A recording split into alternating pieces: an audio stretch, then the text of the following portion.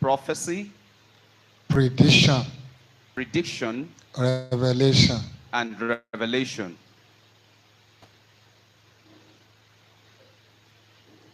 Àsọtẹ́lẹ̀ yàtọ̀ sí ìran ọ̀run. Prophecy is different from revelation from above. Ìwòye ó dẹ̀ tún yàtọ̀. And also seeking things with knowledge is quite different too. Ìwòye dúró gẹ́gẹ́ bí prediction. Seeking knowledge, seeking things with knowledge wants to resemble prediction. Àsọtẹ́lẹ̀ gbogbo èèyàn lè sọ, ó lè wá látojú àlá, láti inú ìran, àbí kéèyàn tí ì sùn láàárín oorun original àtọ̀run fẹ́ẹ́rẹ́, Olúwa lè mú kéèyàn rí àsọtẹ́lẹ̀. Why prophecy can come in any form, either while you are sleeping or you are taking a nap. Ṣùgbọ́n ìran jẹ́ àdìtú Ọlọ́run tí a máa ń fún àwọn wòlíì rẹ̀ láti sọ kí ló fẹ́ ṣẹlẹ̀ ní ọjọ́ ọ̀la, kí ló fẹ́ ṣẹlẹ̀ lọ́jọ́ ọ̀la, kí lọ́nà àbáyọ tí ó ṣẹlẹ̀ náà, àti pé kí ni ohun tó fa ohun tó fẹ́ ṣẹlẹ̀. But vision is one of the mysteries of God, where He relays those things to happen or what is about to happen to His people. Àbí kí ló fa ohun tó fẹ́ ṣẹlẹ̀. Or what is causing the thing that is about to happen. Níbi ọdún 5 àbí 4 sẹ́yìn. Like 5 years or 4 years back. Ẹni tó ní ayé àti ọ̀run bá wa sọ̀rọ̀. And the owner of heaven and earth spoke to us. Kí a sọ fún ìran yìí lórílẹ̀‐èdè yìí. That we should tell this generation in this country. Pé ààrẹ wa lọ́wọ́lọ́wọ́ láàrin gbogbo àwọn tó díje yóò wọlé, ṣùgbọ́n yóò máa pín ìró, a rí pé ó pín irógbó fún gbogbo ayé.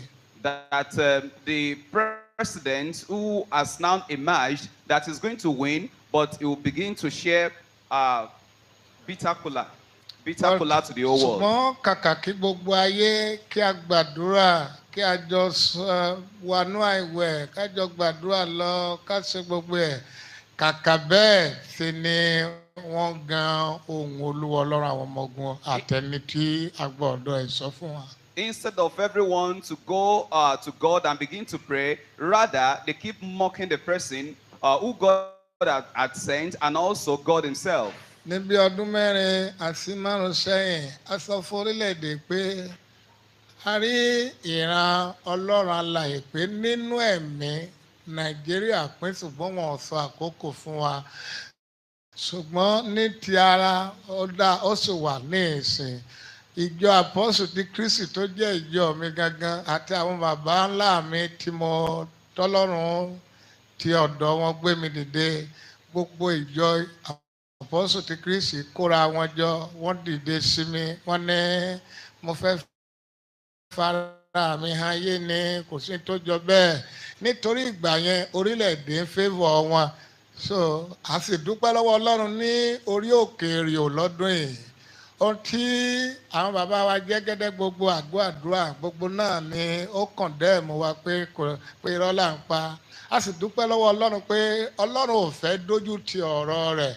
Ó tún gbé bàbá wa Ìsíkáyà dìde lọ́dún yìí. Olóòrà sí àyẹn pín sọ́nà 3. A dúpẹ́ lọ́wọ́ Ọlọ́run pé ní ojú wa Ọlọ́run jẹ́ kí a ní backup. Like 4 to 5 years ago that I mentioned earlier, the Lord showed to us that there's separation in the country and that is in the spirit world. But in the physical, we still look to be united. And I said it, and I said it to the whole world. Even the church where I belong, they even rose against me. And thank God this year, some men of God, even in the church, have been able to confirm the vision and the prophecy that God relayed to me. Láì fi àkókò falẹ̀. Without wasting our time. A sọ ní àìpẹ́ pé a máa rí ààrẹ wa Nàìjíríà ó ṣubú láàárín ọjọ́ kẹta. Gbogbo wa rí pé ó fi style lọlẹ̀, ṣùgbọ́n a sì ń tún wò. Ẹ hallelujah ńlá o.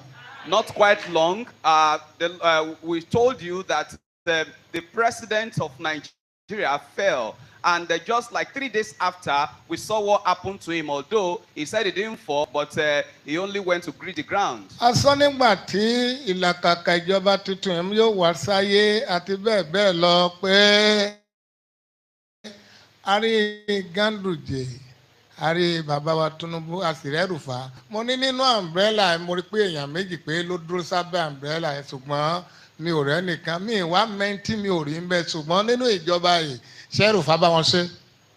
That is all. Before the emergence of this government, during the campaign, I said it that I saw Ganduje, El-Rufai, and Tinubu under an umbrella. But at the end of the day, I only saw 2 people. But now we can see that El-Rufai is no longer part of the government. Ní ìgbà díẹ̀ sẹ́yìn, a ní Wike wọn yìí. Mínísítà Anna rí pé ó jálulẹ̀ látòrí àga pé òṣèlú rẹ̀ ní pẹ́ ní wàhálà. Ohun gbogbo tí mò ń gbìyànjú láti mú wá sí ìrántí ká tó lè lọ sí ohun ọ̀la yìí. Kì í ṣe pé mo fi ń fi ògo fún ara mi àbí inú mi dùn sí ohun tí ó ń ṣẹlẹ̀, bí kò ṣe pé ohun Olúwa tí ó tún wá yìí kí gbogbo wa kí a tún jọ gbàdúrà kí èyí tó bá jẹ́ búburú rẹ̀ k'Ọlọ́run kó bá wa yí dànù. Bákan náà ní ọdún tó kọjá nígbà tá a lọ sínú indoors àdúrà 21 days, ó ní mo rí gbogbo ìlú kó àdá kó gbogbo ẹ̀. Olúwa kí ló lé Olúwa sọ pé ọdún 2024 protest yóò pọ̀, àwọn lọ́ọ̀yà ló kọ́kọ́ bẹ̀rẹ̀. Èmi náà tí mo ti ẹ̀ sọ tẹ́lẹ̀ tọ́lọ́run kà lò mí bíi sábàbí, èmi gangan gbogbo ìgbà yẹn mi ò mọ tí ń ṣẹlẹ̀ lórílẹ̀‐èdè, mo ti wọnú àdúrà lọ. So ní kúkúrú mo ń sọ nípa ìyàtọ̀ tó wà láàrin prediction, revelation àti prophecy. I said it long time ago about Wike, the minister, that he was going to, that he fell from his seat, and the Lord told me that his political life is not going to take any shape any longer. And I'm saying all this not to give glory to myself, but for us to be able to gear up and gather together to pray to God.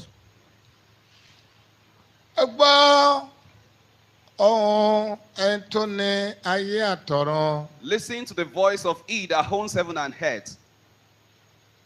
One, a wà ní àkókò ìkédowó,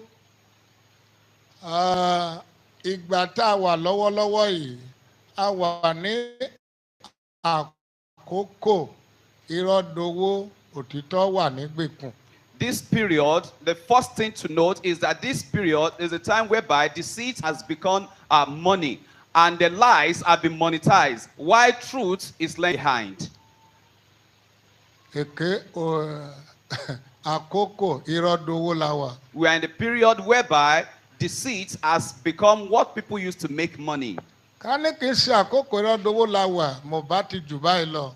That if this is not the time whereby lies have become monetized, would have been better than this. Ebi ò bá mọ́ pa mí mọ́ nínú iṣẹ́ Olúwa. There wouldn't have been hunger for me in the work of God. Mo bá ti ní olóṣèlú púpọ̀ lọ́rẹ̀ẹ́. I would have had a lot of politicians as friends. Mo bá ti ní ọ̀rẹ́ tó pọ̀. I would have had a lot of friends. But torí àkókò tá a wà yìí. But because of this period, àkókò ìrọ́dowó ni. is a time whereby they've monetized lies. Òtítọ́ dolè. They've turned lies to chieftaincy. A sì dúpẹ́ lọ́wọ́ Ọlọ́run. And we thank God. Ní èkejì. And two, bí o bá wà nínú gbọ̀ngàn láàárọ̀ yìí. If you are in this hall this morning, àbí olórí ọ̀fẹ́ láti wọnú ọgbà yìí. Or you have the grace to be in this gathering. Títí di àárọ̀ ọjọ́ Monday. From now till Monday morning. Bó bá jẹ́ èmi gangan ló wá wá. If you've come to seek me, ìjákulẹ̀ àkọ́kọ́ ló ní. You've had the first disappointment. Ìyẹn ni pé tó bá jẹ́ èmi gangan ló wá wá o. That is, if you've come to seek me. Tí ìṣe ọba àwọn ọba ló wá wá. That you've not come to seek the King of Kings. Kó kọ́kọ́ rí ọba àwọn ọba. you to first seek the King of pé Kings. orí òkè tí mo wọ̀ yìí, Then this place that I've entered, Olúwa mo fẹ́ mọ̀ bóyá o wà níbí. Lord, I want to know if truly you are here. Ìjákulẹ̀ ńlá ni o. That's the first disappointment and failure you've encountered. Ìyẹn ìkíní. That is number one.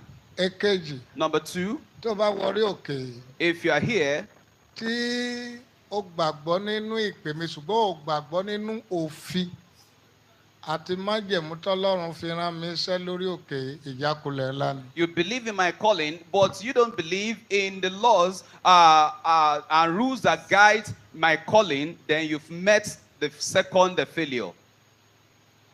Lára àwọn òfin tọ́lọ́run fún mi, o ò lè wọrí òkè kó o wọ séènì, kó o wọ ẹ̀rìn, ọ̀ kó o borí ẹ kí irun rẹ ọ̀ kó o fi wájú lẹ̀ kó o ṣe kó o ní half Jesus kó o rà àánú gbà, o ò lè rí gbà. One of those things that God has given to me, which is a rule, is that you must not put on chains or any form of accessories, or your hair, you refuse to cover it very well, then it's one of those things that God has given to me. Ìjákulẹ̀ ìkejì nìyẹn. Then that is the third Ìjákulẹ̀ kẹta, failure. And the third, tí o bá pẹ̀lú àwọn tí ń gbé iṣẹ́ ìránṣẹ́ mi lórí mídíà káàkiri tí o bá gbé láti ibi tí mo ti bẹ̀rẹ̀ kó parí ẹ̀ síbi tásọtẹ́lẹ̀ parí sí tó kọ́ọ̀tì ẹ̀ kọ́ọ̀tì bí kankan tí o gbé láti ibi mo ti bẹ̀rẹ̀ lẹ́ẹ̀kan, ìjákulẹ̀ kẹta nìyẹn. if you are one of those who share half of the prophecy or the message God has given to me, or you doctor any of my messages, that is the third failure that you've met. Ìjákulẹ̀ kẹrin, and number four, tí o bá rò pé ìpàdé ọ̀sẹ̀ yìí pé ìpàdé birthday celebrity ni, ìjákulẹ̀ ńlá ni. if you think the gathering or the meeting of this week is for birthday celebration, then that is another failure. Ìjákulẹ̀ karùn-ún, tí o bá wá síbi tí o bá dijú tó o sùn, gbà tó o wà pẹ̀lú girlfriend ẹ boyfriend ẹ, o wà pẹ̀lú ọ̀rẹ́, o wà pẹ̀lú fóònù o sùn, o sì dénú chọ́ọ̀chì ò ń dijú mò ń wò ọ́, àdánù ńlá ni o. And the number five is if you come here and you start sleeping, that shows that you've met another failure. Pàtẹ́wọ́ rẹ fún Jésù. Put your hands together for Jesus. Ẹ jẹ́ kí olúkúlùkù lajú kó máa gbọ́ mi ní ìsìn. Open your eyes, open your ears and hearts and listen to me very well. Number one. Number one, Mo rí omi àgbáríjọ tó kún gbogbo ìlú. I can see gatherings of waters that have flooded the nation.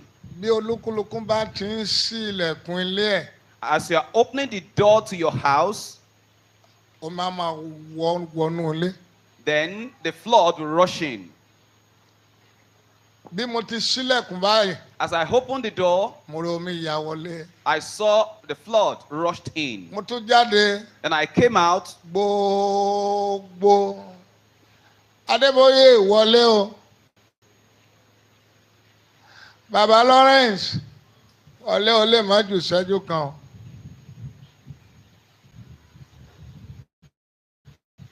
Mo rí i pé bí olúkúlùkù ti ń ṣílẹ̀kùn ilé rẹ̀ ni omi máa ń ya wọlé wá. I can see that as people opened the doors to their houses, flood started rushing in. Olúwa kí leléyìí? Then I asked God, what's the meaning of this? Ṣé flood ìkún omi rèé? Is this truly flood? Kí ló ṣẹlẹ̀? What's happening? Káàkiri. Everywhere. Ó gbọ́ ohùn ẹni tó ní ayé àtọ̀run. I heard the voice of the owner of heaven and earth, Násùrù. and it called me Ọba Nasiru, mi, my son. ìdààmú ńlá wà níwájú orílẹ̀-èdè. There is great trouble before this country. Sọ fún gbogbo àwọn ọmọ Ọlọ́run Tell the people of God kí wọ́n gbọ́ ohùn àdúrà sókè that they should lift up their voices to pray àti gbé àánú. and also cry for mercy. Pé eléyìí ṣe ìkún omi o. That this is not just ordinary flood, Ìdààmú ni o. it's trouble. Ìyẹn wá mú mi rántí. That now made me to remember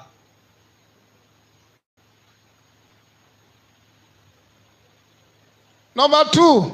number 2. Ẹ má gbàgbé nípa Mo gbọ́ pé wọ́n ní orílẹ̀-èdè fẹ́ protest bẹ́ẹ̀ nítorí pé lọ́dún tó kọjá Olúwa ti sọ fún mi mo dẹ̀ sọ fún gbogbo ayé ó dẹ̀ wà lórí net pé mo rí protest káàkiri ṣùgbọ́n ohun tí yóò tẹ̀yìn protest yẹn jáde tá a bá fi ọgbọ́n sí i òun lolúwa ní kí n sọ fún wa yìí. I said it before now that there will be protests, even though the protest is getting September ọdún tó kọjá ni mo ti sọ. I said this in September last year, but the protest is not an issue, but the wisdom that the government will put into it matters in this situation.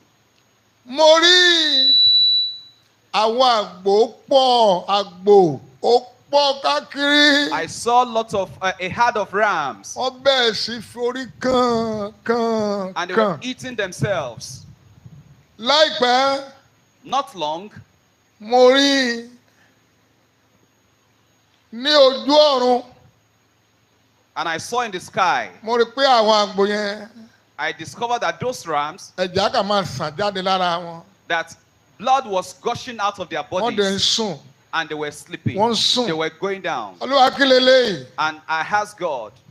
Báwọn bá sọ fún mi pé. And the Lord told me. Tá a bá gbàdúrà dáadáa. If we didn't pray very well. Àmì yẹn ni pé. That sign means. Protest yẹn wọ̀nyí yóò mú ẹ̀jẹ̀ lọ. That this protest will go with blood. Ẹ̀yin abiyamọ orílẹ̀-èdè yóò ní fọmọ yín rúbọ.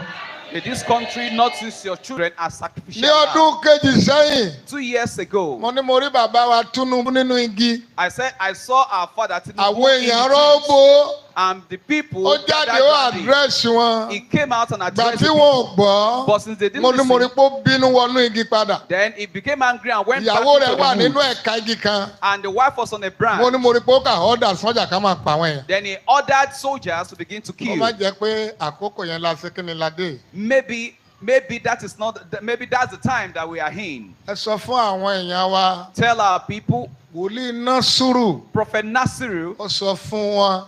Has told them. Pé. That. Mi ìṣolóṣèlú o. I'm not a politician. Mi appeal fún Nàìjíríà o. I'm not appealing for Nigeria. Ká má ṣe tán fẹ́ o. That they shouldn't do what they want to do, but. Ká gbàdúrà o. They should pray. Èmi o. I. Aya mi. My wife. Àwọn ọmọ mi. And my children. À á forí wa pamọ́. Will lay low and keep our heads in our house. Torí ẹni tá a bá forí rẹ̀ fágbọn kì í dúró jẹ́. Anyone that his head is being broken, that the coconut is being broken. Ta ló gbàgbọ́ pé òun ò ní bá ìrúbọ Nàìjíríà lọ? Who believe it's not going to be used as sacrifice? Ọmọ rẹ ò ní bá lọ. Your children will not go with it. Aya rẹ ò ní bá lọ. Your wife will not go with it. Àwọn olóore rẹ ò ní bá lọ. And the people that will help you will not go with it. Another one. Òmíràn. Ẹni tó ní ayé àtọ̀run sọ fún mi. The owner of heaven and earth told me. Wípé. That. Kí n sọ fún orílẹ̀-èdè Nàìjíríà. That I should tell Nigeria. Ọ̀nà àbáyọ méjì péré ni ó wà níwájú Nàìjíríà. There are 2 solutions before Nigeria.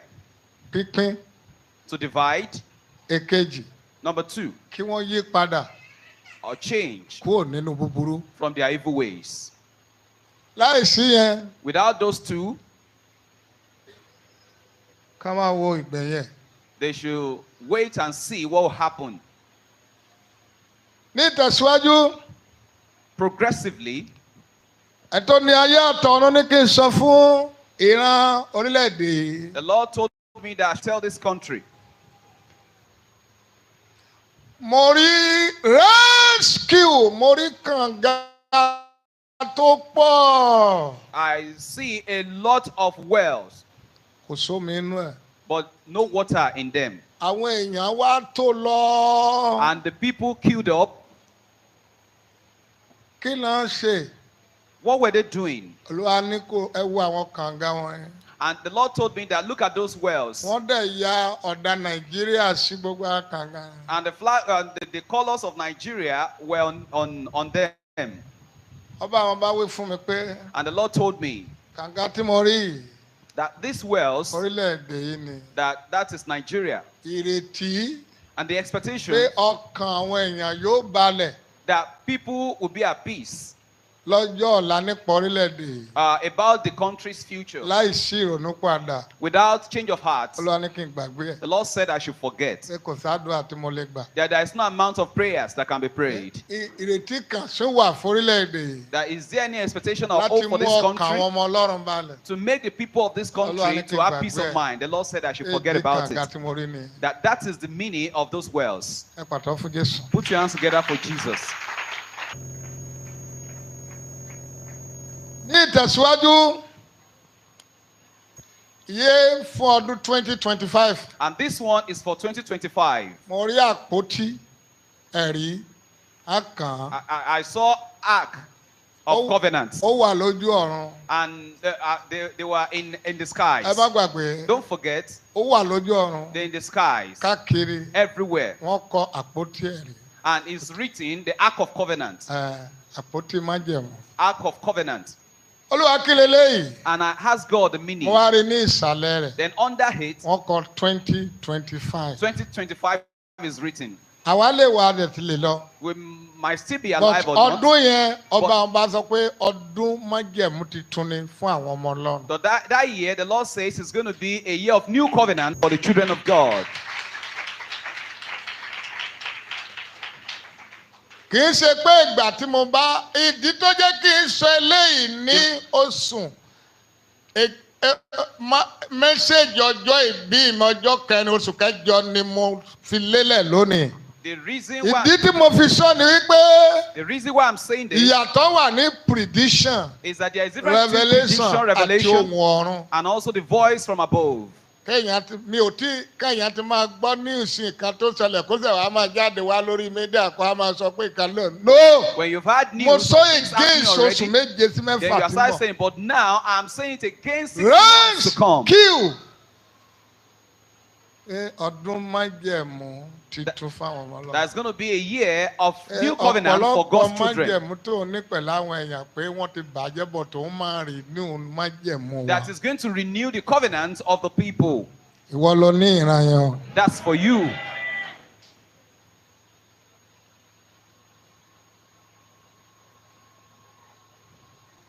Ẹ gbọ́ o. Listen. Ní ìtẹ̀síwájú, mo rí afẹ́fẹ́ tó máa ń fẹ́ ní ilẹ̀ yẹn. I can see whirlwind.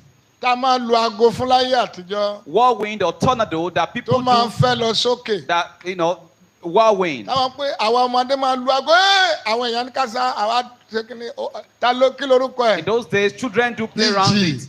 Mo rí pé ó lọ agbádá mọ́ Akpabio lára Senate president. I can see that whirlwind rolled round the robe of Akpabio, the Senate president, round him. It rolled it round him as if he wants to be suffocated. He could not remove it until that vision left me. And that between now and 2025, the Lord said his own trouble have been lined up for him. I don't know the kind of prayers to pray on that. But if he likes, and those people that are close to him should let him see this message and ask for mercy. If he didn't pray for mercy, then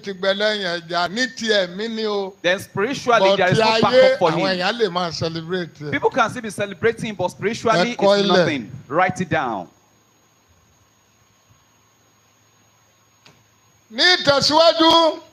To continue, I'm still speaking about the voice of God for Nigeria.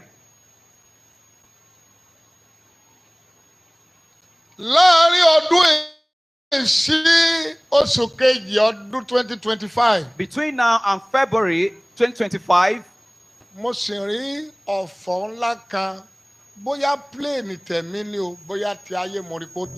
I can see a great mourning. Maybe it's a big plane that fell. Either it's a spiritual plane or physical plane. Either physical or spiritual plane that crashed, and there was a mourning.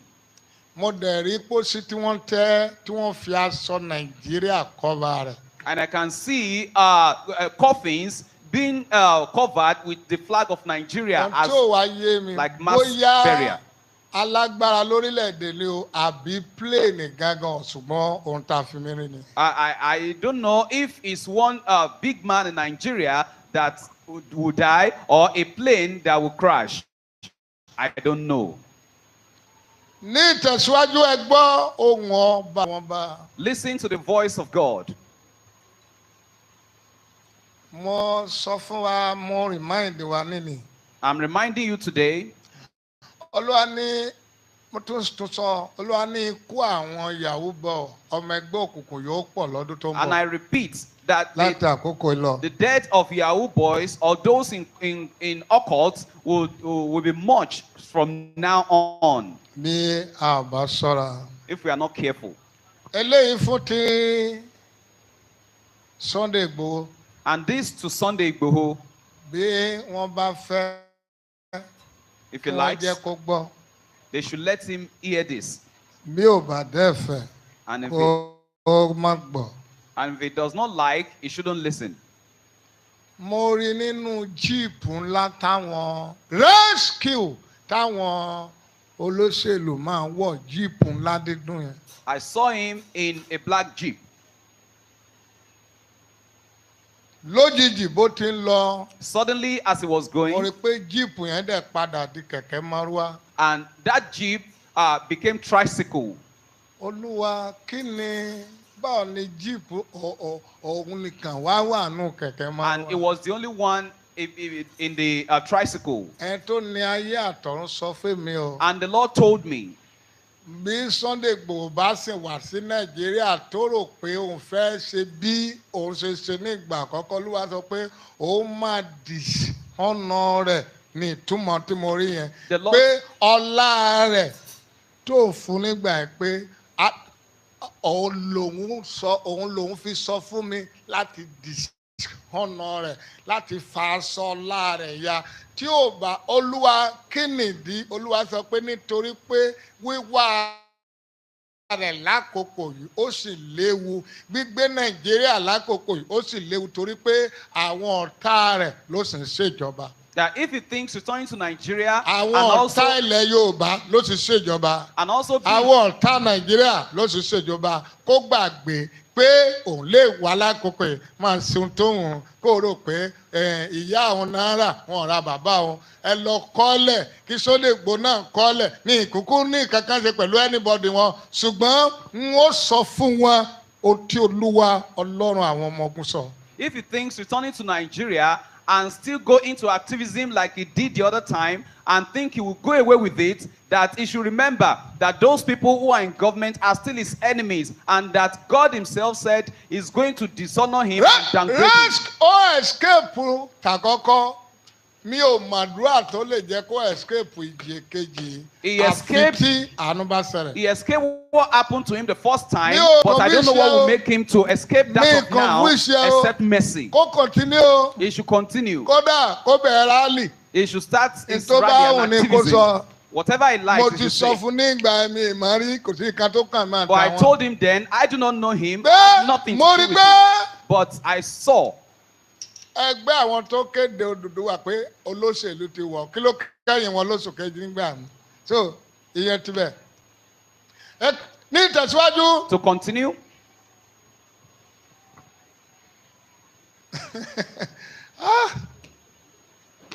Àkókò tá a wà yìí season irọ́ dowó la wà. This is a season where lies have been monetized. Èké ń bẹnu ìgbèkùn. And the truth is in bondage. Ní ìtẹ̀síwájú. To continue. Mo rí pé aṣọ àwọn ẹlẹ́wọ̀n. I can see that people are wearing the clothes of prisoners. Ó wá jẹ́ funfun. Now became white. Gbogbo àwọn tó ń pariwo Yorùbá nation gbogbo wọn wá wọ̀ èmi náà mú wọ̀. All the people shouting Yoruba nation wore it and I also put it on. Aṣọ ẹlẹ́wọ̀n. The clothes of prisoners. Kí ló dé tí mo bá wọn wọ̀? Why will I wear a prisoner's clothes? Wọ́n rán bí aṣọ ẹlẹ́wọ̀n ni o. It was sewn like a prisoner's clothes. Mo wá wò. Then àwọn èèyàn wọ gbogbo àwọn tún pariwo Yorùbá nation Everyone àtẹ̀mí. crying Yoruba nation, including myself. Kí ló dé tá a sọ tí gbogbo wa wọ̀? Why are we wearing this? Olúwa ní kí n wo iwájú ẹ̀yìn aṣọ yẹn. And the Lord said I should look at the Wọ́n á rí i pé inscription wọ́n behind. kọ history. And it was inscribed at the back, history. Nasiru. Nasiru, Ohun tó rí. this thing you just Bí see, ẹnì kankan bá ń sọ wípé if anyone says òun lòun máa jẹ president Yorùbá nation. that he will be the president of Òun Yoruba lòun nation, yóò sọ lórí wọn. he will be the nation Àkókò yìí at this time, pé irọ́ ló wà ń bẹ̀. that is just full of lies. Lóòótọ́ Truly, Yorùbá yóò dúró. Yoruba will stand Ṣùgbọ́n ẹni tí alone, yóò sọ lórí. but he that will be the leader, Ẹni tí yóò líìdì wọn. that will lead them, Èmi Olúwa gángan ni mo mọ̀. I, God myself, know. Bóyá àti Maybe the person has not been bóyá ó sì born. wà lọ́dọ̀ mi lọ́rùn. Maybe it's still with me. Èmi Olúwa ọ̀mà. I do not know. Gbogbo ẹ̀yin tí ẹ̀ ń pariwo. All of you crying and Ìtàn shouting, ni yóò kà sọ wípé that it's history that will write ẹ gbìyànjú. that you tried. Ìtumọ̀ tí mo rí nìyẹn. That's the meaning of what I saw. So bẹ́ẹ̀ni kankan bá ń bíráìbù yín pé So if anyone is ẹnìkan bribing ni you, yóò ṣe president that Yorùbá someone will ni. be the president of Yoruba Olúwa nation, ní kí n sọ fún yín pé irọ́ ni. the Lord says it's a lie. Òun Olúwa That he himself lòun mẹ́ni ọ̀rọ̀. knows the person. Mi ò dẹ̀rò pé ó sì wà ń bì. And I don't know if that person is here, Bóyá ó sì wà láyé o. or if the person is Bóyá ò tí ì alive wà náà sùúrù. or not. Mi ò sọ fún ọ. I didn't tell you that. Ìwọ náà You yourself, ó ti lè lọ. you might have Ìtàn gone. nìkan It's yóò sọ history fún gbogbo ayé pé that will tell the whole world ẹ pẹ̀lú ẹni tí that you were part of those. pẹ̀lú ẹni tá a gbé dìde You were one of those who arose láti ṣiṣẹ́ yẹn. to do that work. Kò lè ṣe kó má rí bẹ́ẹ̀. At times it happens. Irú àkókò yìí This period, a gbọ́dọ̀ rí àwọn kankan we must see some tó máa signs jẹ́ ká mọ̀ pé that will make us à to ń bá know ìjọba ayé, that we are battling ìjọba with òkùnkùn, the powerful ones of the ìjọba world èṣùn, and that of the à ń darkness, bá wọn jà lọ́wọ́. that we are fighting with them. Ẹ pàtó fún Jésù.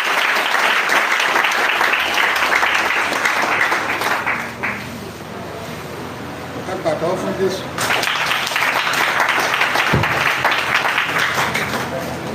Ní ìtẹ̀síwájú. In continuation, Hallelujah. Ní ìtẹ̀síwájú. in continuation, Mo rí ọba oní ìwò.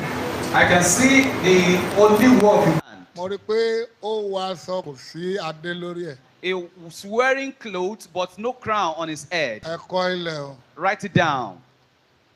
Ní ọjọ́ ọ̀la, Tomorrow, ó ṣeé ṣe kíjọba kan jáde kó yọ ọba yẹn. there is possibility that there will be a new government that will remove him from office Tí ò bá gbàdúrà dáadáa. if he refused to pray fervently. Ní ìtẹ̀síwájú. In continuation, Hallelujah. Mo rí wèrè, I can see a mad fellow. àwọn wèrè. Okay, a gathering of mad people. Wọ́n yí Oríyọmí àṣà nìbàdàn ká. And they gather around Oriyomi Hamzat at Ibadan. Wọ́n pọ̀, They were many aṣọ wọn ya. and their clothes were torn. Lára wọn, Part of them, wọ́n wọ aṣọ òṣèlú they wore clothes of political clothes. tó ti ya. Those ones that are, Wọ́n mọ bàbá yẹn. if you know that man, Lẹ́yìn ìgbà yẹn, after then, mo rí i pé ó nìkan ọ̀nà tó wà wájú rẹ̀ tóbi lọ. I see that the road before him was very Ó wide kàyà and broad. sínú kọ̀rọ̀ ibi ọ̀nà ilé kan. Then he just went into a hidden place. Ẹ gbọ́ o, Listen, ẹ̀yin tẹ́ bá mọ bàbá yẹn. you that know that man, Ọba àwọn bá wí pé the Lord says,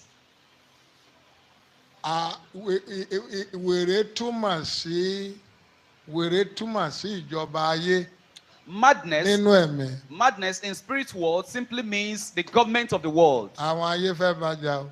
The world wants to fight with him. Ẹ kọ́ ilẹ̀ o. Write it down. Ṣé mo sọ ti Àgbàlá Gabriel mo ní kó má gbàdúrà wá báyìí. I told you of Àwọn Agbala ayé ti Gabriel. parí ọ̀rọ̀ lórí ọ̀rọ̀ wọ́n dẹ̀ fẹ́ bájà bí ó bá máa win ní bóyá àánú nìkan. And if he's going to win that battle, probably mercy will stand for him. Ìjọba Ọ̀yọ́ dẹ̀ tún máa bájà. And the government of Oyo State will fight against him. Tí ò bá dẹ̀ dúró dáadáa mo rí pé ní òpin rẹ̀ á kúrò lójú ọ̀nà tó wà àwọn èèyàn máa rò pé ó sì wà lójú ọ̀nà ṣùgbọ́n á ti yàbàrà. If he's not careful, he will have derailed from where he is. Ó sì dáa báyìí. He's still okay right now. Ẹ pàtó fún Jésù. Put your hands together for Jesus. Ẹ pàtó fún Jésù. Put your hands together for Jesus. Ẹ pàtó fún Jésù. Put your hands together for Jesus. Kí n tó mú gbogbo wa sópin. And before I bring everything to a close, Olúwa rán mi ní iṣẹ́ sí àwọn ọmọ Nàìjíríà nílùú Amẹ́ríkà. and the Lord sent me a message to Nigerians in America. Mo rí i pé òjò ń pa wọ́n kó gbogbo àwọn dúdú síbì kan òjò ń pa wọ́n gbogbo omi tó wá òjò tó wá pààyàn wá jẹ omi gbígbóná. I can see that all the blacks were gathered in a room and there was a rain falling, but this rain falling happens to be a hot water. It comes with hotness. Ìjọba Amẹ́ríkà máa yí.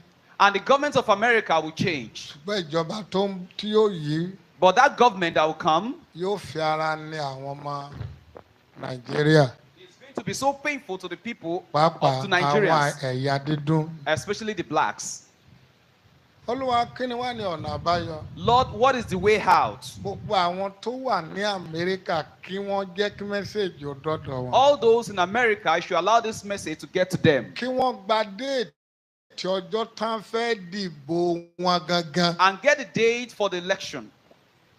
Káwọn opó tó wà nílùú Amẹ́ríkà. And all the widows or widowers, Ká kọ déètì ọjọ́ ìbò yẹn tó fẹ́ wá sáyé. and write down the date of the election. Ní òru ọ̀gànjọ́ bóyá aago kan ọ̀run. And in the midnight, Ká máa dúró lé. and they should stand on it. Olúwa ìbò orílẹ̀-èdè yìí. Lord, the election of this country, Ibikíbi tóhùn kó bá lè yí sí. anywhere it may go to, Torí Ọlọ́run ń bẹ ní Nàìjíríà. because God is in Nigeria, Olúwa jẹ́ ó favour wa. Lord, let it favor us. Ká máa béèrè àánú. They should just ask for mercy. Àwọn tí kì í ṣe opó. And those that are neither widow nor widower, Kí àwọn wọ̀nyẹn those ones, kí wọ́n kọ déètì yẹn sí ọwọ́ òsì. they should write the date and hold it in their left hand.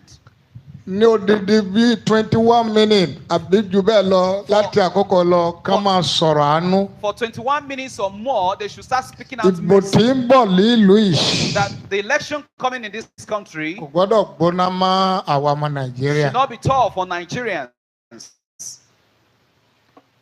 Kí gbogbo obìnrin pátá And all women kí wọ́n máa ṣí orí wọn sílẹ̀ fún ọjọ́ mẹ́sàn-án.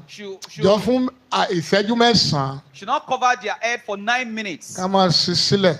They should Pé open Olúwa cover their heads and say, God, ìbò this election, ìjọba tí ó dìde ní ìlú yìí the government that will take over in this country, jẹ́ kí ó fẹ́wọ̀ orí ti gbogbo ọmọ ilẹ̀ Yorùbá Let àti it- pàápàá ilẹ̀ Nàìjíríà. let it favor all Yoruba indigenes and Ẹ jẹ́ especially kí all mẹ́sẹ̀gì Nigerians. ó káàkiri kó Let this- dọ́dọ̀ wọn Let this ní message Amẹ́ríkà. get to them in the United States of America. Àwọn ọmọ wa ń jìyà Our children are suffering ìyà yẹn ò gbọ́dọ̀ continue. and it must not continue. Olúwa ní ọ̀nà àbáyọ nìyẹn. The Lord says that's the only way out. Torí kì í ṣe ibi tá a rò pé yóò lọ ni yóò lọ. Because kí not election. where you expect it to go, that it will go. Ẹ pàtó fún Jésù. Put your hands together for Jesus.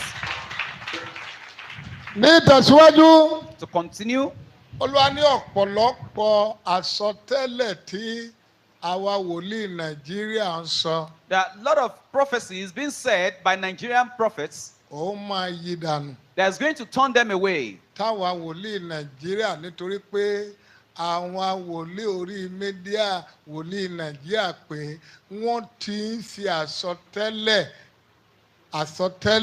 wọ́n ti ń fi prediction wọ́n ti fi sí ipò ìran ọ̀run. that they've replaced, that Nigerian prophets have replaced prediction to the visions from God or prophecies from God. Orí burúkú ni pé ènìyàn ń wá sójoojúmọ́ lórí mídíà ó ń ṣàsọtẹ́lẹ̀ ìpìlẹ̀ṣẹ̀ orí burúkú ni. It's unfortunate that people go to the media all the time to give prophecies. Ẹ má gbàgbé pé mo sọ fún yín pé orúkọ mi Násùrù Israel Olúwagbémidìde. Don't forget my name, Nasiru Israel Oluwagbemidide. Nọ́mbà mi mo sọ I've pé also told you my number. 08038030562. Ìtàn bá fẹ́ gbé mi ṣe mo sọ fún wa. I've told them whatever they want to use me for.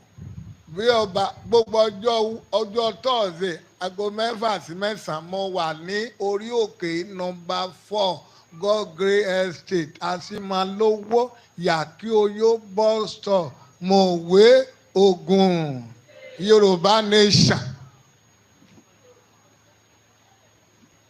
half Nigeria hallelujah. Hallelujah. Ní ìtẹ̀síwájú. Continue. Ẹ kọ́lẹ̀ kí n tí mo ń sọ yìí. Note it down. Kò sóhun tó máa yí padà. Nothing will change it. Àfi àánú nìkan. Except the grace and mercy of Tí God. Ṣèyí Mákindé ní Ìbàdàn. If Seyi Makinde in Ibadan, Tí ò bá tún ìlú Ọ̀yọ́ state ṣe kó dá wàhálà dúró nílùú Ọ̀yọ́ state ẹ̀sìn ni yóò kẹ́yìn ẹ̀. if you refuse to work very well in Oyo State and make sure that that state is put in the right shape, that is going to lead, Ẹ̀sìn tí àájù ti Wike ẹlọ́kọ́lẹ̀. and his own is going to be more than that of Wike. He will live out disgracefully.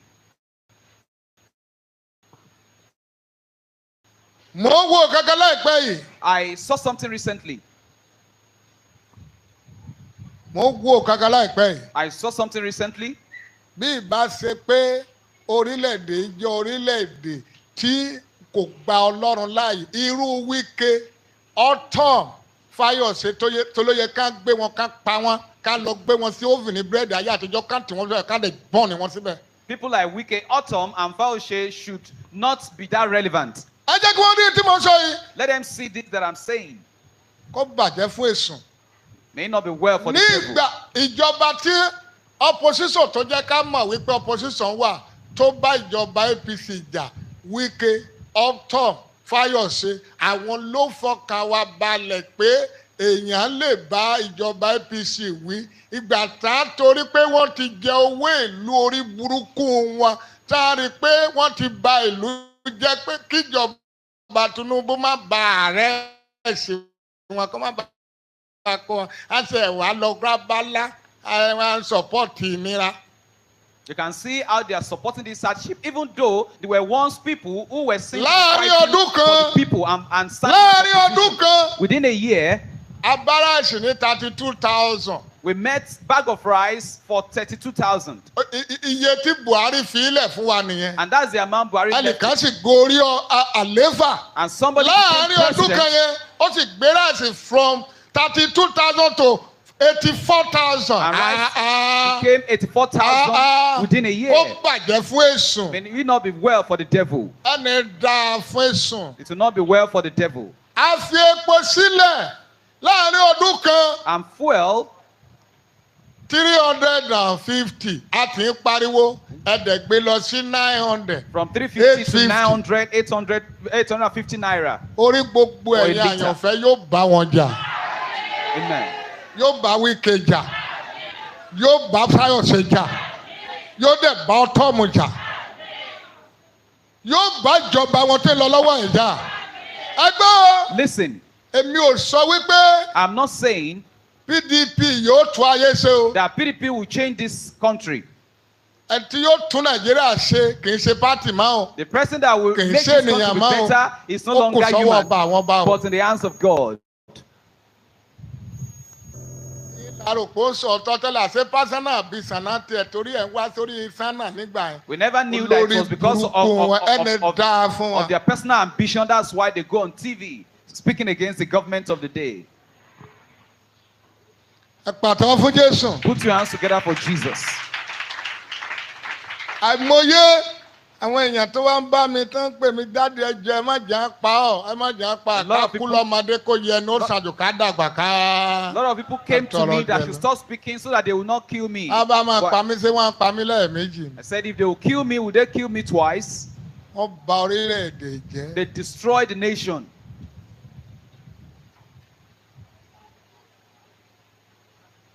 irú ayé àtijọ́ irú Ọ̀ọ̀ni of Ifẹ̀ a máa lọ a máa dúró sábẹ́ kálópì a máa ṣe bí eléyìí pẹ̀lú gómìnà gómìnà Ọ̀ọ̀ni of Ifẹ̀ ó mà ṣe o Olúbùṣe tó sọ ó láyà lè kọjá níwájú ọba láyé àtijọ́ ni ọba wa dolé patí ọba náà wá gbé obìnrin sórí orí mídíà. nílẹ̀ Yorùbá ẹni dáa fáwọn ọmọ àlè tó jọba wọn. All those royal fathers who have seemed to be bastards. nílẹ̀ Yorùbá well with them. Ọ̀ọ̀ni of Ifẹ̀ dé Ìbàdàn.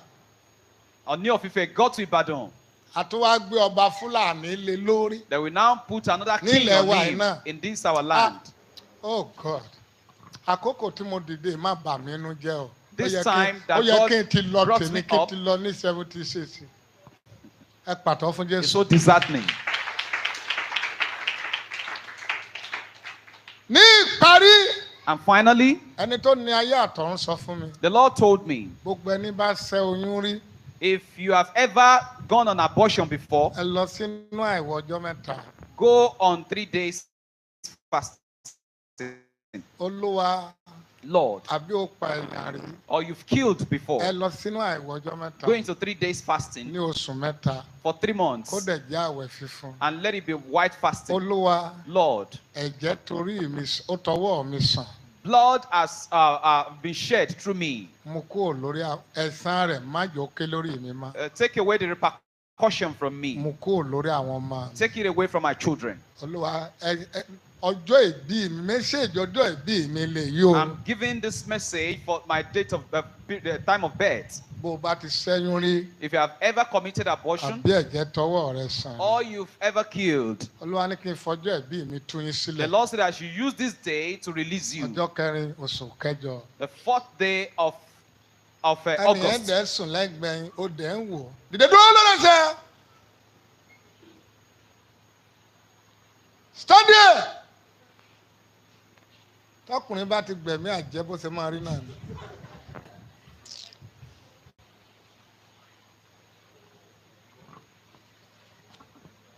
lọ́ bá dọjọ́ ọ̀la ní ìsórí mídíà ló ti máa wo bàbá rẹ̀ pé iye ayé o á sọ pé kí ni bàbá rẹ̀ sọ ọmọ.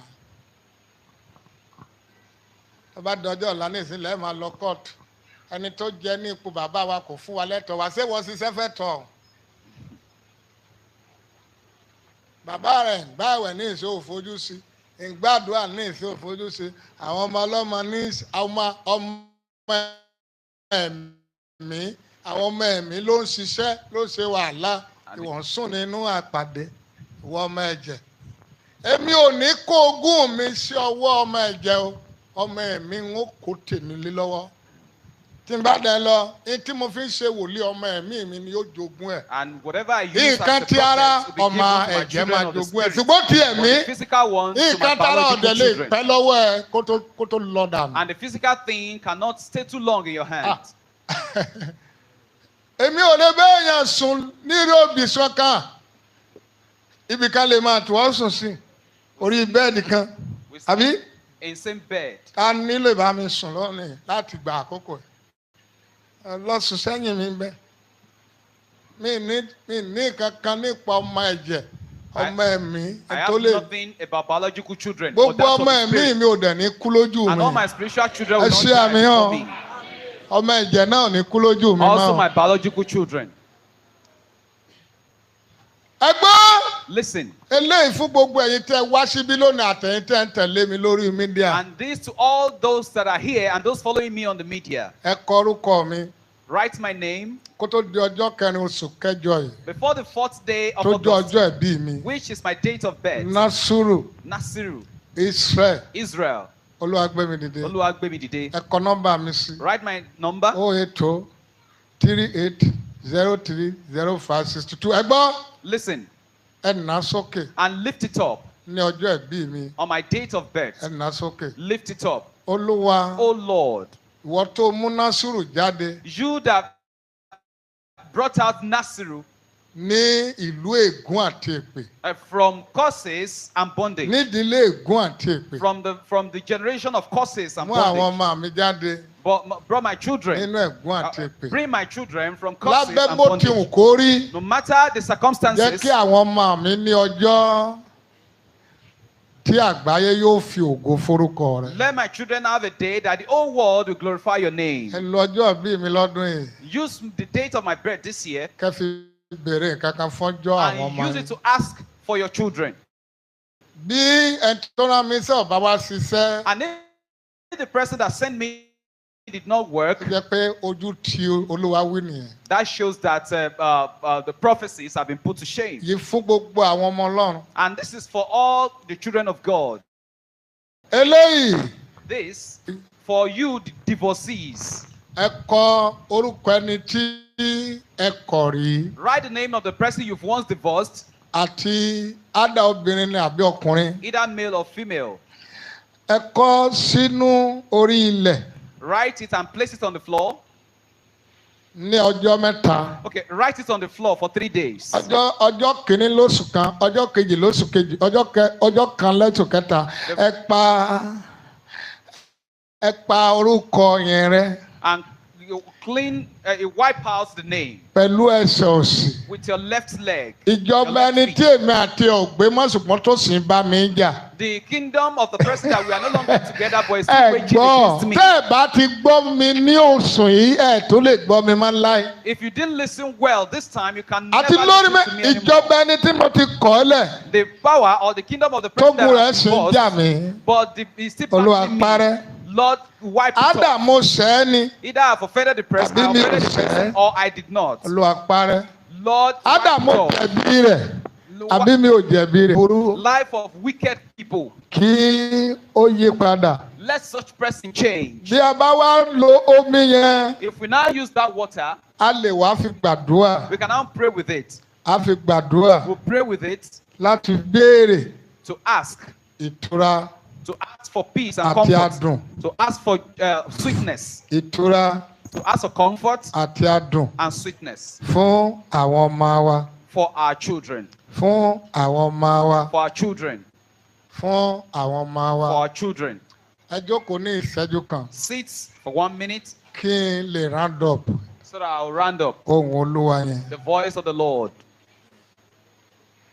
Exodus 14, First Chronicle 29, 10 to 14. First Chronicles 29, 10, 10 to First Chronicle 29, 10 to 14. 10 to 14. Nítorí náà, Dáfídì fi ìyìn fún Olúwa ní ojú gbogbo ìjọ.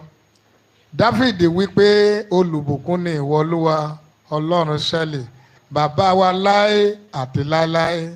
Tìrẹ Olúwa ní títóbi àti agbára àti ògo àti ìṣẹ́gun àti ọlọ́ńlá. Nítorí ohun gbogbo ní ọ̀run àti ní ayé tìrẹ ni, ìjọba ní tìrẹ. Olúwa a gbé ọ lékè ní orí fún ohun gbogbo. Ọrọ̀ pẹ̀lú àti ọlá ọ̀dọ̀ rẹ ní tiwa. Ìwọ sì lọ́wọ́ tinútinú yìí bí irú èyí nítorí ohun gbogbo ọ̀dọ̀ rẹ ní tiwa. Àti nínú ọwọ́ rẹ ni àwa ti fi fún ọ. Hallelujah. Amen. Àwọn ohun tí o lè fún Ọlọ́run. The things you can give to God. Àwọn ohun tí o lè fún Ọlọ́run. The things you can give to God. Tí ó lè mú inú Ọlọ́run dùn. That will make God to be happy.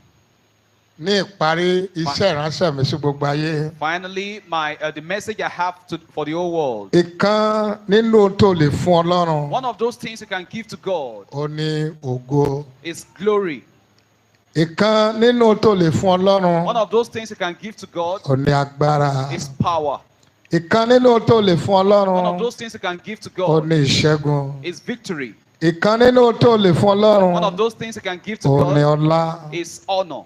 ìkan nínú tó lè fún Ọlọ́run. One of those things he can give to ó ní him ìjọba. is kingdom. ìkan nínú tó lè fún Ọlọ́run. One of those things he can give to him ní kí o gbé lékè gẹ́gẹ́ bí orí ohun gbogbo. is for you to lift him so high above ìyẹn every other ní thing. ẹsẹ̀ kọkànlá láì tó kẹ́yìn. And that's the last line in verse ìkan 11. nínú tó lè fún Ọlọ́run. One of those things he can give to God ọrọ̀ àti ọlá. is wealth and riches, torí òun ló ní. because he has them in abundance. ìkan nínú tó lè fún Ọlọ́run. One of those things he can give to him ní ipá. is might. ìyẹn ni pé That tí o is, bá fún. If you give to him, sísọ ni di ńlá rẹ. you being great ó máa mú ìrìnàjò rẹ̀ yá kánkán. is going to make your being great. ìkan nínú tó lè fún Ọlọ́run verse 13 ní ọpẹ́. And verse 13 made us to ìkan understand that one nínú of tó those lè is fún Ọlọ́run ní thanksgiving ìyìn. and praises. àwọn tó lè fún nìyẹn. These are the things you can give to him. ìkan nínú tó lè fún Ọlọ́run. One of those things you can give to God ó ní ìgbàlà ọkàn rẹ. is the salvation of your soul. ìgbàlà ọkàn rẹ. The salvation of your soul. àwọn tí ń gba owó lọ́wọ́ rẹ nínú ìsọjí. All those people collecting money from you in the revival program, ayé wọn bàjẹ́ ni. their life is not being well with them. ìjọ tí ò bá ti sí ọ̀rọ̀ Ọlọ́run. Any church that there is no word of God, ìjọ tó bá ti kú. any church that is dead, ìjọ táyé rẹ̀ bá ti bàjẹ́. a church that its life is ruined, ìjọ tí a church Ọlọ́run bá ti lọ nínú ẹ̀. that God is no longer there, ìjọ tí any church ẹ̀mí mọ́ bá ti kú the bẹ̀. Spirit of God is ó dead, ní ìjọ tá ti ń pe àwọn èèyàn. is the church ẹ̀yin èèyàn mẹ́wàá. where they say 10 people àdìrẹ dúró. rise to your feet. ẹ̀yin tẹ́ lè fi 1 million. You that can give 1 ẹ million, lè fi 500,000. 500,000, ẹ lè fi 50,000. 50,000, ṣe iṣẹ́ Olúwa. do the work of God. ẹ kú nígbà tí ẹ wà láàyè. You are dead while alive. àtàwọn tó gbà á. And those collecting, èmi náà ti bá wọn gbà rí o. I've done it before.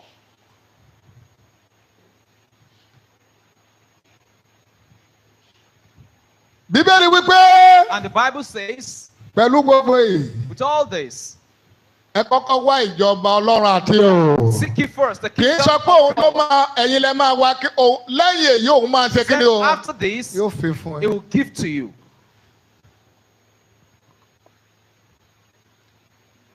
Ọlọ́run fẹ́ onídídùn ọlọ́rẹ. God loves a cheerful giver. owó tá a ti ná ní ìpàdé yìí. The money we spend for this program, láàárín òní sí Sunday. between now and Sunday, owó tá a sì fẹ́ ná. and the money we ó sì máa spend, súnmọ́ 2 million. it will still be up to 2 million. Ọlọ́run àbí evangelist Ọlọ́run máa.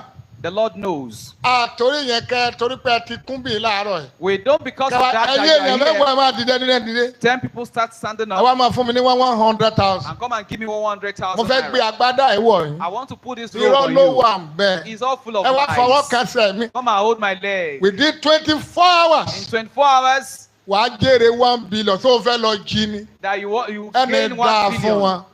Ọlọ́run ló máa ba ayé You wọn want to jẹ́. steal? bá a ṣe ń ba iṣẹ́ Olúwa jẹ́ yìí. That's how they ẹ tó láyé àtọ̀run yóò bí ìjọba wọn náà wọ̀. The Lord will pull down their kingdoms. ní ìsín Now, ẹgbẹ́ iṣẹ́ ránṣẹ́ ilé ara wa kìrìsìtẹ́nì. listen to this, Christians. àwọn olórin ẹ̀mí ní ìsìn finally. ẹ jẹ́ kí méjèèjì wọn yóò lọ dọ́dọ̀ wọn. Those people say, bí o the bá gospel pe àwọn singers, olórin ẹ̀mí báyìí. if you invite gospel singers ká now, wá ṣiṣẹ́ Olúwa. to come and do the work of God, tí ìbá ti ṣe ṣọ́ọ̀ṣì tó lóko. if not for a church àwọn that olórin has ẹ̀mí ò name, lọ́bẹ̀ mọ́. they no longer go there. wọ́n máa attach ara wọn máwọn tó lóko ni. They attach themselves to those who have made names. tó bá pè wọ́n ní ìsín. If you invite wọ́n them lọ now, gbọ́gùn ṣọ́ọ̀ṣì ẹ. they'll Google your wọ́n ní church. ṣọ́ọ̀ṣì ọ̀tí ní capacity. Your church has no capacity. wọ́n máa bá ọ ná ọ. àwọn fẹ́ wá kọrin ẹ̀mí church. They want to come and sing wọ́n máa bá ọ gospel ná. songs. na pé 700,000 Then they lówó wọn. negotiate what they will collect 1.5 with you. lówó wọn. They will àpò negotiate with you. kọ́súmẹ̀ntì wá o. They are not bringing instruments. ọ̀run àpá ìdímọ̀ ti délẹ̀ o ṣọ́ọ̀ṣì. gbogbo yẹn sábàdàdé church. And all those, when they get to church, entertainer náà fẹ́ ṣe. they become entertainers. ní ìsìn tó bá jẹ́ àwọn chọ́ọ̀ṣì kéékèèké ò lè Ọlọ́run ò rán àwọn olórin ẹ̀mí sáwọn chọ́ọ̀ṣì kéékèèké mọ́. Right now, God is no longer Àwọn sending ṣọ́ọ̀ṣì gospel ńláńlá. musicians to lead to Orí small wọn dẹ̀ churches, burú but ni. big churches. ọdún mẹ́wàá sẹ́yìn 10 years àwọn back, bàbá wa Táíwò Òjó our father, ta ló Taiwo mọ̀ pé Ojo, wọ́n exist níbàdàn who knows that they ever ẹ wo existed ọ̀nà in tọ́lọ́run Ibadan. gbà gbé wọn See dìde how God is ẹ lifting him. pàtó fògo Ọlọ́run. Put your hands together for Jesus. Ta ló mọ̀? Who knows? Èmi ò gbórúkọ yẹn rí. I've never heard that name before. Ta ló mẹni tó kàn?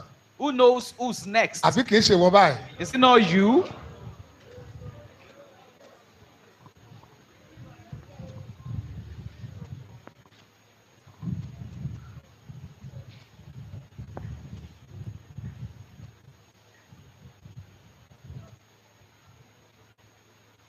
Àwọn olórin èmi ní ìsìn. Gospel musicians Tó bá tó now, pè wọ́n ní kẹ́ lọ bá mánéjà wọn sọ. when you call them, they'll say, speak with my manager. Ìjọ wo la fẹ́ ṣe ilé ìgbà? For how long are we going to be The doing body this? of Christ. Ìjó táwọn olórin ẹ̀mí tó wá jó báyìí lórí mídíà ṣàkú ni. And the kind of Ṣàkú dance step they take ọ̀rọ̀bọ̀ now, ọ̀rọ̀bọ̀ dance.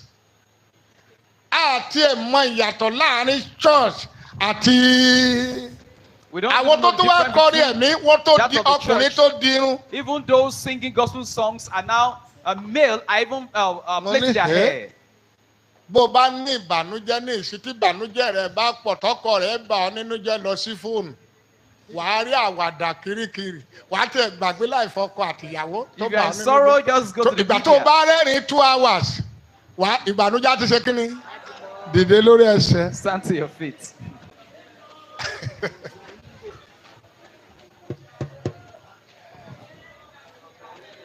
Ẹ súnmọ́ iwájú díẹ̀ sí mo fẹ́ ṣiṣẹ́ Olúwa. Come closer. Ohùn Olúwa The word of God ni mo sọ fún wa. is what I've just told you. Àwọn tó lè fún Ọlọ́run ni. Those things you can give to Fún God. ní ayé ẹ. Give him your life. Mi ò béèrè ọ̀rọ̀ kèfèrí láyé I'm mi. not asking for the wealth of the Èyí táwọn Gentile. ọmọ Ọlọ́run bá ti ṣe fún mi. What the children of God have Ó done for ti me tó. is enough. Mo dẹ̀ bẹ̀ gbogbo ẹ̀yin ọmọ Ọlọ́run. And I'm pleading to the Ẹ children bá ń of God, gbàdúrà pray àìwọ̀ ọjọ́ kan for láàárín òní just one day sí between ọjọ́ now kẹrin. and on the Ẹ̀yìn 4th. ọjọ́ kan Just pick a ẹ fi day gbàwó ẹ̀. and pray Pé gbogbo àwọn ọmọ Ọlọ́run that God's children nínú aginjù mo wà. are in the wilderness. Ìránṣẹ́ Ọlọ́run mẹ́ta ló wà. There are 3 men of God. Ìránṣẹ́ Ọlọ́run inú aginjù. The one of the wilderness, Ìránṣẹ́ Ọlọ́run inú ògo. the one in glory, Ìránṣẹ́ Ọlọ́run inú májẹ̀mú. and the one in covenant. Èèyàn lè ẹni ìránṣẹ́ Ọlọ́run tó bá wà nínú aginjù. Any man of God that is in the wilderness, Wọ́n ẹ̀rẹ́ ní ràn wọ́n lọ́wọ́. they don't always see people to help them. Ẹnikẹ́ni tó wọ́n bá rí ìrànlọ́wọ́ lákòókò yẹn. And any one of them that sees help at that time, Ọlọ́run rán wa ó rán èèyàn sí wọn. it's just God who sent those ones to them. Àwọn ìránṣẹ́ Ọlọ́run tó ti wà ní tó wà nínú aginjù. And the ones in the wilderness, Òun làwọn tó jẹ́ pé tó bá ti rólówó àbí èèyàn kan tó bá dọ́dọ̀ wọn. A ní ẹjọ́ mo fẹ́ rí wòlíì. and when you see Mo fẹ́ rí wòlíì mo fẹ́ rí some rich wòlíì ṣé people wòlíì wà come to mí. them, they will say they want to see the Bá a prophet mọ̀ pé inú aginjù lọ̀tá wa ti wà. because they know that we are in the Ní ìgbà wilderness. ṣe ìyà. Tó bá jẹ́ pé mi náà ti dénú ààfin tí mo ti wọnú ògo. Had it been I'm in the glory, Ó kà jí láàárọ̀ ó kà kanlẹ̀kùn mi pé o fẹ́ rí wòlíì. will you just knock Ó at my bàjẹ́ door and fésù. say you want to see the Ṣùgbọ́n prophet? aginjù lásán wà. But we are still in the wilderness. A máa múra sí ni. We are still praising up. Aginjù ni mo wà ni mo ṣe dúró 2 hours 3 hours lóòrùn tí mo tún wá dúró nìsín nítorí pé mo fẹ́ kí àdúrà àwọn tá a rán sí mi gbogbo gbà kí èmi náà torí 50-50 láyé àwọn kan máa ń sọ pé dáàdì ò gbé fóònù tí mi ì bá gbé fóònù ayé ọ̀tá mi ti bàjẹ́ ni hùn nítorí pé ẹni tó pè ìránṣẹ́ Ọlọ́run àti ìránṣẹ́ Ọlọ́run 50-50 ni wá. Bí n bá gbàdúrà fún ẹ tọ́nà rẹ̀ bá là láàrin èèyàn 10 tọ́nà bá là èèyàn 3 lè rántí mi àìmọye àwọn tó rántí mi Because praying for àwọn you kan lọ and lórí receiving òkè is 50-50. wọ́n sì ra ìran mi lọ́wọ́ There are some people who àwọn have kan left here and still wọ́n ò sí helping me. bímọ Why some are no àwọn longer bàbá here? fowó ránṣẹ́ sí mi lánàá And they will still send me money. ojoojúmọ́ oyè níyà ojoojúmọ́ ni àwọn náà bẹ́ẹ̀ ni bí ìránṣẹ́ bí ayé ṣe rí náà nù. That's how life is. Bọ́nà bá là 50-50 ní If the ways ẹnìkan lè máa wọ pé násù ni that's wòlíì the no 50. ẹ̀yin náà Paul wípé bí mo bá ràn yín lọ́wọ́ nípa ti God ẹ̀mí said if I ẹ̀yin náà help kẹ́ you ṣe in kí ni the o spirit, bí ọ̀rọ̀ láyé ṣe help ní me in the kí ló dé tí physical. mi ò ní gbé fóònù. Why is it that I can't pick your phone, pick your ṣùgbọ́n call? ọ̀pọ̀lọpọ̀ conversation rẹ̀ fúnra rẹ̀ Ọlọ́run fúnra rẹ̀ ò lè gbé fóònù ẹ̀. Because some people, their conversations, even God himself cannot pick wọ́n their bá tẹ̀ fẹ́ calls. bára aṣọ lọ tẹ́ẹ̀sì sí please I want to speak with And you when they all want to voice now. talk to a prophet, first ẹlòmíà send ní him a text. à ń pè ọ́ ò gbé fóònù. Some kí will ni call kí ló and rí they kí are ló not rí picking gan call. Who màmá are rẹ̀ you? rìn. I will laugh. finally mo dúpẹ́ lọ́wọ́ Ọlọ́run lánàá. Finally, I thank olóore God mi kan yesterday. ti lọ. One of my benefactors nígbà has tó tẹ lọ gone. máa ń gbọ́ wá pè mí lánàá. So when he called me yesterday, mo ní ha orí mi máa ṣe o. I was surprised. ẹ pẹ̀lẹ́ mà ẹ pẹ̀lẹ́ sá. And we exchanged greetings. ẹsẹ̀ mi ò múlẹ̀ má bínú gbogbo ẹ̀bẹ̀ tí mo bẹ̀ torí pé mo wà lágijù mo mọ̀ pé ó jẹ̀bi mi. All the bó ti pleadings. ayọ̀ tí mo wá ní ni pé ó ní ojoojúmọ́ lòun sọ wípé òun sì máa wòlíì kan tó jẹ́ pé ó wà eternity focus. He said wípé every day. nítorí pé èmi ò gbá àwọn tó lọ bá di ká bá ṣe kínní wọ́n ti tún gbà. ìgbàkú ó gbà ọ̀rọ̀ òyìn fún mi lánàá And she ọmọdé told me tẹ̀dá a lójú lot mi. because she's been duped by many prophets. ní tí mo fi sọ ni pé And why bí o I'm bá saying ti this is, kùnà if you refuse láti yọ̀ǹda ohun gbogbo fún to Ọlọ́run. leave everything to God, àwọn ohun tí ò yọ̀ǹda fún Ọlọ́run yẹn ló máa mú ẹ kúrò lójú ọ̀nà Ọlọ́run those finally. things you refuse are the ones that will make you to leave the ways Don't of God. allow Finally, frustration, distraction, confusion to take you away from the presence of God. má jẹ́ kí Message ìdààmú kí ó mú ọ kúrò ọjọ́ níwájú ìbí mi Ọlọ́run. The ni mo message of sọ my fún ẹ bá mi birth is gba what ìwọ I've just ọjọ́ told kan you. fún gbogbo àwọn tọ́lọ́run lò fún mi. Pray and fast for those that God has been using for Ẹ me. nawọ́ yín lókè. Lift your hands. Ẹ nawọ́ yín. Lift up your hands. Láàárín ìṣẹ́jú kékeré, In just few minutes, àwọn tí ẹ lè fún Ọlọ́run those things you can give to ni mo God ti sọ yẹn. are the things I've Fi told you. ayé rẹ fún. Give your life to Fi Him, ilé rẹ fún. your household, Fi ìgbéyàwó rẹ fún. your marriage, Fi ọkàn rẹ fún. your life, your Fi heart. ìdílé rẹ fún. Give your heart. Gbọ́ àdúrà àwọn bàbá ńlá wa. And also the prayers of Ìgbà our tá a fi lé ẹ fathers. lọ́wọ́ kì í fọ́. That what you have given Àwò tá a fi lé ẹ lọ́wọ́. God must not be destroyed. Fi gbogbo rẹ̀ fún. Give everything to Him. Mo fi gbogbo rẹ̀ fún. Pátápátá láìkún ìgbàgbọ́ mi ràn má ọba tàbí sáyé.